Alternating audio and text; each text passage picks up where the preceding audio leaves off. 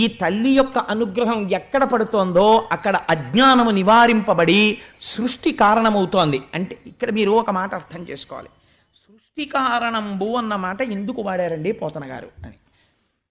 ఇక్కడ మీరు లక్ష్మీదేవి యొక్క తత్వావిష్కరణ చేశారు ఈ మాటలో. లక్ష్మి అంటే అర్థం ఏమిటో తెలుసా అండి? రెండు ఎవరి చేతిలో ఉంటాయో వారిని లక్ష్మి అని పిలుస్తారు. ఎవరి వలన ఈ రెండు ఆగిపోతాయో వారిని అలక్ష్మి అని పిలుస్తారు. లక్ష్మి అని పిలవాలంటే ఒకటి సంపద వైభవమును ఇవ్వగలిగి ఉండాలి. అంటే మీరు ఇహమునందు సుఖపడడానికి కావలసినటువంటి సమస్త ఐశ్వర్యమును అమ్మవారు ఇవ్వాలి. అది మీకు ఏది ఉంటే మీరు సుఖపడతారో అది అమ్మవారికి తెలిసి ఆవిడిస్తుంది. రెండవది తామరతంపరగా బహుళమయ్యేటటువంటి స్థితిని కల్పించగలిగి ఉండాలి. అంటే ఈ మాట మీకు కొంచెం అంతగా నేను అందించగలిగానో లేదో ఒక ఉదాహరణ చెప్తాను. ఇప్పుడు ఒక్కటిగా ఉంటుంది ముందు. ఇప్పుడు నేను ఒకడనవుతాను ముందు. ఎలా అవుతానంటే ఒక తల్లికి తండ్రికి నేను జన్మిస్తాను. నాతో పాటు కొంతమంది అన్నదమ్ములు అక్క చెల్లెళ్ళు పుట్టారు. వాళ్ళు పెళ్ళిళ్ళు చేసుకుని వెళ్ళిపోతారు. నాతో కలిసి ఉండరు. కలిసి ఉన్న వాళ్ళు వెళ్ళిపోతారు. నా తల్లి తండ్రి వెళ్ళిపోయారు. నేను ఒక్కడనే ఉన్నాను. నేను ఒక్కడనై ఉన్న వాడిని ఒక రుణం ఉంటుంది, పితృ రుణం. ఇప్పుడు ఇది తీర్చుకోవాలి. నా పక్కకి ఒక భార్య రావాలి. ఆ భార్య లక్ష్మీ స్థానం. ఇప్పుడు ఆవిడ వస్తే తప్ప నేను నలుగురిని కాను. ఇప్పుడు నా భార్య వచ్చి నా పక్కన చేరితే నేనే ఒక కొడుకునయ్యాను, నేనే ఒక కూతురునయ్యాను. తర్వాత ఒక అల్లుడు వస్తాడు, తర్వాత ఒక కోడలు వస్తుంది, తర్వాత ఇటు నలుగురు మనవలు, అటు నలుగురు మనవలు. ఇప్పుడు నేను ఒక్కడిని ఎన్నయ్యాను? ఏమండి అని పిలిచే భార్య, నాన్నగారండి అనే కొడుకు కూతురు, మామయ్య గారండి అనే కోడలు, మామయ్య గారండి అనే అల్లుళ్ళు, తాతగారండి అని ఇటు పిలిచే మనవలు, తాతగారండి అని అటు పిలిచే మనవలు, అన్నయ్య గారండి అని పిలిచే వియ్యపురాళ్ళు. నేను ఒక్కడని ఎన్నయ్యాను? This is called multiplicity. ఈ మల్టిప్లిసిటీ ఒకటి అనేకమవడం వైభవం శాస్త్రంలో. ఇలా అవ్వలేదనుకోండి దరిద్రం. అంటే ఆగిపోయాడు. అలాగా ఎక్కడ ఆగిపోయాడు? అసలు లక్ష్మే రాలేదు. అంటే ఒకడికి భార్యనే పొందలేదు, ఒకడు భార్యని పొందాడు. కానీ అమ్మా నాన్నగారండి అని పిలవడానికి బిడ్డలు లేరు కాబట్టి అల్లుళ్ళు లేరు, కోడళ్ళు లేరు, మనవలు తామరతంపరగా లేరు. కాబట్టి ఏమవుతోంది? ఆగుతోంది. కొద్దిగా జోల్ట్ పడుతోంది. మళ్ళీ అమ్మవారి అనుగ్రహం వచ్చింది అనుకోండి, కూతురే ఉంది, కొడుకులాంటి అల్లుడు వచ్చేస్తాడు. ఒక్క కూతురు 10 మంది మనవలు వస్తారు. 50 మంది మనవలు ఉన్నవాడు ఎంత తృప్తిగా ఉంటాడో ఒక్క కూతురు ఉన్నవాడు అంత తృప్తిగా ఉండొచ్చు. చెప్పలేం ప్రపంచంలో. అమ్మవారి అనుగ్రహం వచ్చేసింది, ఇటుదటు చేసేస్తుంది ఆవిడ, మళ్ళీ పూర్ణం చేసేస్తుంది. కాబట్టి ఇప్పుడు ఏమవుతోంది? ఇది పెరగలేదనుకోండి, ఒక స్థాయికి వెళ్ళిన తర్వాత ఏమంటుందో తెలుసా అండి లోకం? అంటుంది చాలా ఐశ్వర్యవంతుడే కానీ పాపం అండి పిల్లలు లేరు అంటారు. పాపం అండి పెళ్ళి అవ్వలేదు వాళ్ళ ఇంట్లో ఒక అమ్మాయికి అంటారు. పాపం వాళ్ళ ఇంట్లో 2 ఆడపిల్లలు, ఏమి కర్మమో కానీ అన్నీ ఉన్నాయి, బాగా చదువుకున్నారు, చాలా మంచివాళ్ళు, కానీ పెళ్ళిళ్ళు అవ్వలేదు. పాపం ఆ అమ్మాయికి పెళ్లి చేశారు, పిల్లలు పుట్టలేదు. ఆయన ఎప్పుడు దిగులుగా ఉంటారు, అలా తిరుగుతూ ఉంటారు, పూజలు పునస్కారాలు అని తిరుగుతూ ఉంటారు. ఇవేవి ఈయన ప్రమేయం లేవు. ఈయన కూర్చున్నాడు హాయిగా. అంతే, తామరతంపరగా వెళ్ళిపోతోంది వంశం.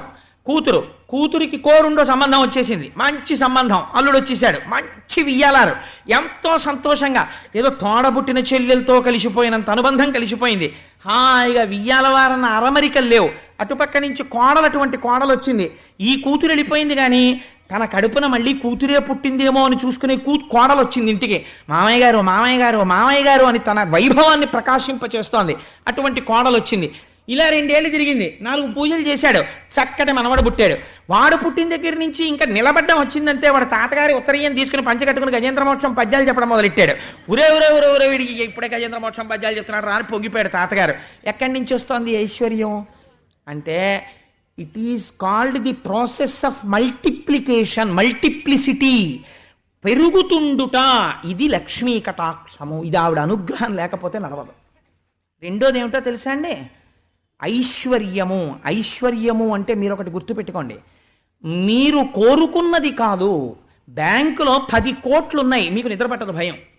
అది కాదు ఐశ్వర్యం అంటే. ఐశ్వర్యం అంటే ఏమిటో తెలుసా అండి?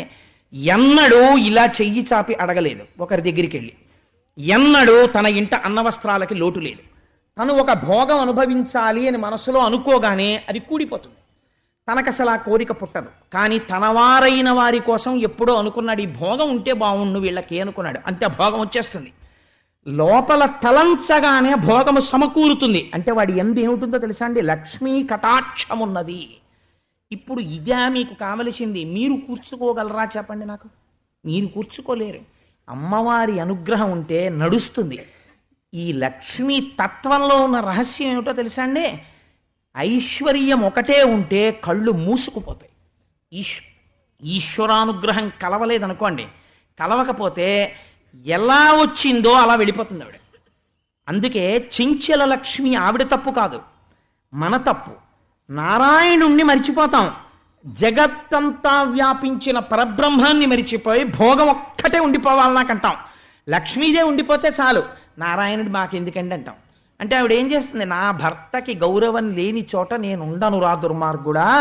ఓ పూజ లేదు, ఓ పునస్కారం లేదు, ఓ పుణ్యం లేదు, ఓ పురుషార్థం లేదు. రావణాసురుడు ఐశ్వర్యంలా ఉంటుంది. వాడికన్నా ఐశ్వర్యం వెలిగించిన వాడు ప్రపంచంలో లేడు. గత జన్మలో తపస్సుంది, వెలిగింది కాసేపు, పోయినప్పుడు ఎలా పోయింది? భయంకరంగా పోయింది.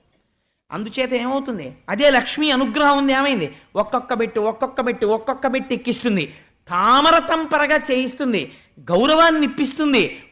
ఇల్లు ఎప్పుడు పాలు పొంగినట్టు పొంగుతూ ఒక్కొక్క ఇల్లు చూడండి.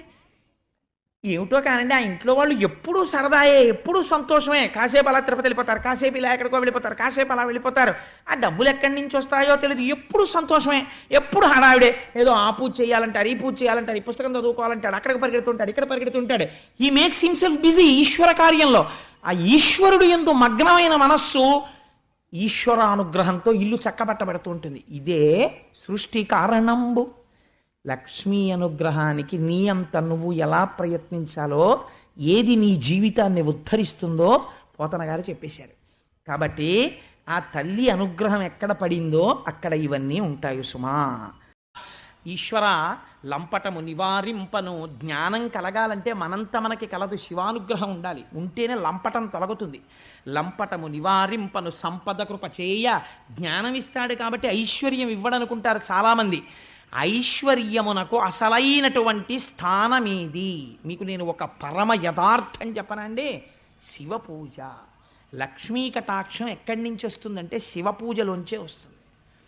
మారేడు దళాన్ని శివలింగం మీద పడితే వెనకాల ఉన్నటువంటి ఈయన శివలింగానికి తగిలిందా, వెంటనే ఐశ్వర్యం వచ్చేస్తుంది.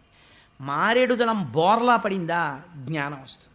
రెండూ కూడా ఫలితాలని ఇచ్చేస్తాయి. అందుకే శంకరుడి దగ్గరికి వెళ్ళి మారేడు దళంతో చేసేటప్పుడు కొన్ని నామాలు చెప్తారు.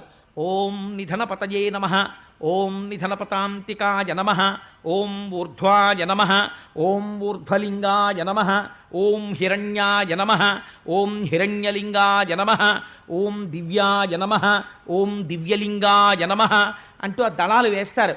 త్రిదళం త్రిగుణాకారం త్రినేత్రం చతుర్యాయుధం త్రిజన్మ పాప సంహారం ఏకబిల్వం శివార్పణం అంటూను.